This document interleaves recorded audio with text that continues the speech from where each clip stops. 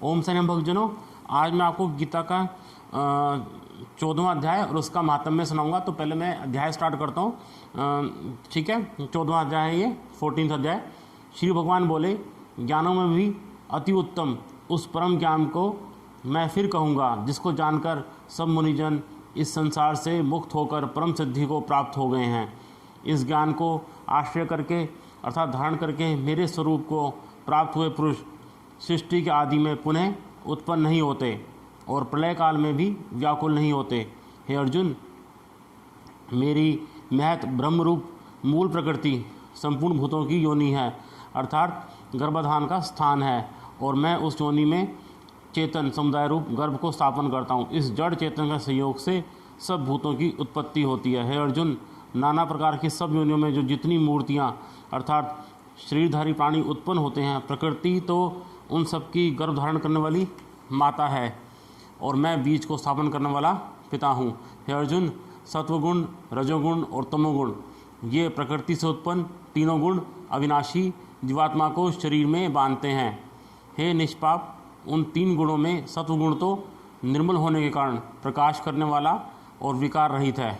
वह सुख के संबंध से और ज्ञान के संबंध से अर्थात उसके अभिमान से बांधता है। हे अर्जुन, राग रूप रजोगुण को कामना और आसक्ति से उत्पन्न जान। वह इस जीवात्मा को कर्मों के और उनके फल के संबंध से बांधता है। हे अर्जुन, सब देहाभिमानियों को मोहित करने वाले तमोगुण को तो अज्ञान से उत्पन्न हुआ जान। वह इस जीवात्मा को प्रमाद और आलस्य और निद्रा के द्वारा बांधता है। हे अर्जुन, सत्वगुण सुख में लगाता है और रजोगुण कर्म में तथा तमोगुण तो ज्ञान को ढककर प्रमाद में भी लगाता है। हे अर्जुन, रजोगुण और तमोगुण को दबाकर सत्वगुण, सत्वगुण और तमोगुण को दबाकर रजोगुण, वैसे ही सत्वगुण और रजोगुण को दबाकर तमोगुण होता है अर्थात बढ़ता है। जिस समय इस देह में अर्थात अंतःकरण और इंद्रियों में चेतनता और विवेक शक्ति उत्पन्न होती है, उस समय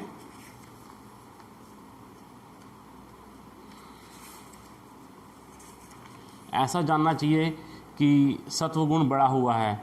हे अर्जुन, रजोगुण के बढ़ने पर लोभ, प्रवृत्ति, स्वार्थ बुद्धि से कर्मों का सकाम भाव से आरंभ, अशांति और विषय भोगों की लालसा, ये सब उत्पन्न होते हैं। हे अर्जुन, तमोगुण के बढ़ने पर अंतःकरण और इंद्रियों में अप्रकाश, कर्तव्य कर्मों में अप्रवृत्ति और प्रमाद अर्थात व्यर्थ चेष्टा और निद्रा आदि अंतःकरण की मोहनी वृत्तियाँ, ये सभी उत्पन्न होते हैं।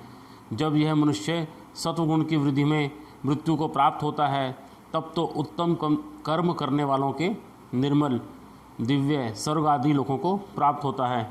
रजोगुण के बढ़ने पर मृत्यु को प्राप्त होकर कर्मों की आसक्ति वाले मनुष्यों में उत्पन्न होता है, तथा तमोगुण के बढ़ने पर मरा हुआ मनुष्य कीट, पशु आदि मूढ़ योनियों में उत्पन्न होता है। श्रेष्ठ कर्म का तो सात्विक अर्थात सुख, ज्ञान और वैराग्य आदि निर्मल फल कहा गया है। राजस कर्म का फल दुख एवं तामस कर्म का फल अज्ञान कहा है। सत्वगुण से ज्ञान उत्पन्न होता है और रजोगुण से निस्संदेह लोभ और तमोगुण से प्रमाद और मोह उत्पन्न होते हैं और अज्ञान भी होता है। सत्वगुण में स्थित पुरुष स्वर्ग आदि उच्च लोकों को जाते हैं। रजोगुण में स्थित राजस पुरुष मध्य में अर्थात मनुष्य लोक में ही रहते हैं, और तमोगुण के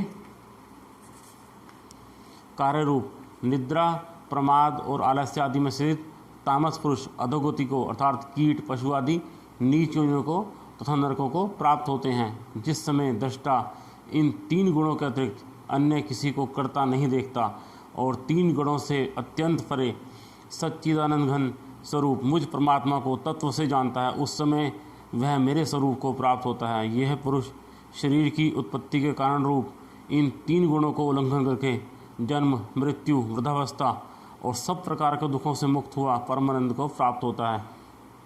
अर्जुन बोले, इन तीन गुणों से अतीत पुरुष किन किन लक्षणों से युक्त होता है और किस प्रकार के आचरण वाला होता है, तथा हे प्रभु, मनुष्य किस उपाय से इन तीनों गुणों से अतीत होता है। श्री भगवान बोले, हे अर्जुन, जो पुरुष सत्वगुण के कार्य रूप प्रकाश को और रजोगुण के कार्य रूप प्रवृत्ति को तथा तमोगुण के कार्य रूप मोह को भी ना तो प्रवृत्त होने पर उनसे द्वेष करता है, ना निवृत्त होने पर उनकी आकांक्षा ही करता है।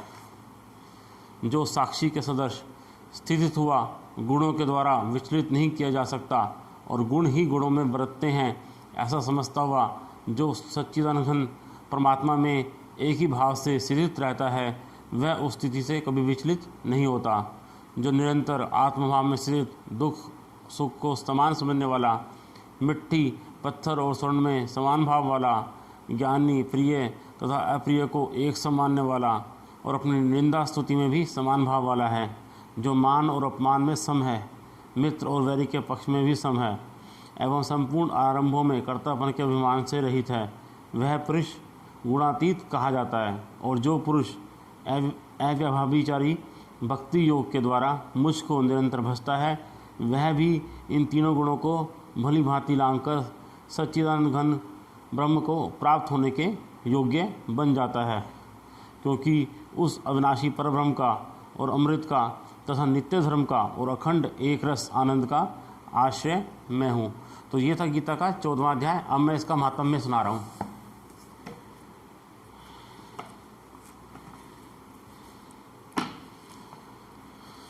तो महात्म शुरू करते हैं।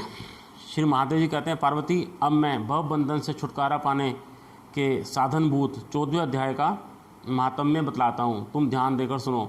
सिंघल द्वीप में विक्रम बेतार नामक एक राजा थे, जो सिंह के समान पराक्रमी और कलाओं के भंडार थे। एक दिन वे शिकार खेलने के लिए उत्सुक होकर राजकुमारों सहित 2 कुतियों को साथ लेकर वन में गए।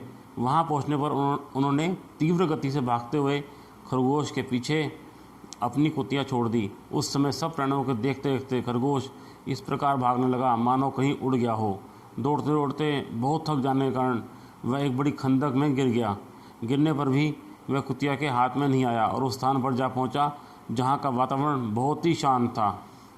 वहां हिरण निर्भय होकर सब और वृक्षों की छाया में बैठे रहते थे। बंदर भी अपने आप टूटकर गिरे हुए नारियल के फलों और पके हुए आमों से पूर्ण तृप्त रहते थे। वहाँ सिंह हाथी के बच्चों के साथ खेलते और सांप निडर होकर मोर की पाँखों में घुस जाते थे।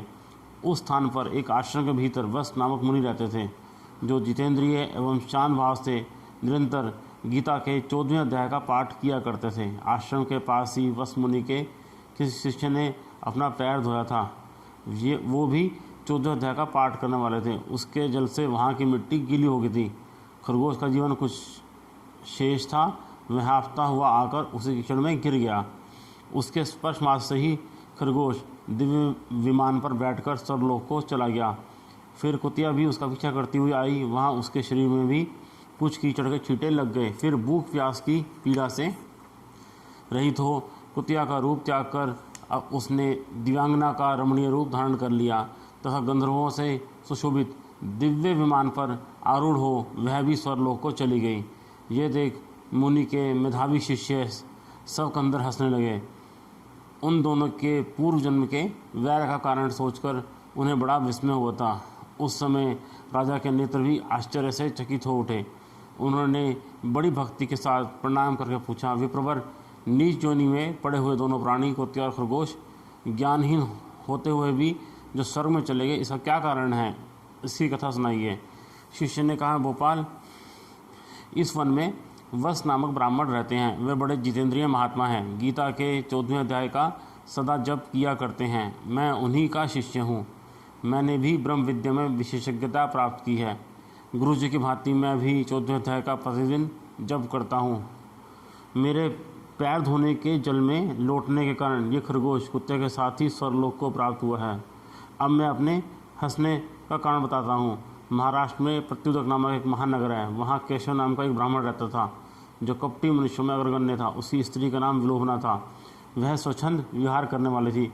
इससे क्रोध में आकर जन्म भर के वैर को याद करके ब्राह्मण ने अपनी स्त्री का वध कर डाला और उसी पाप से उसे खरगोश की योनि मिली। ब्राह्मणी भी अपने पाप के कारण कुतिया हुई। श्री महादेव कहते हैं, ये सारी कथा सुनकर श्रद्धालु राजा ने गीता के 14वें अध्याय का पाठ आरंभ कर दिया।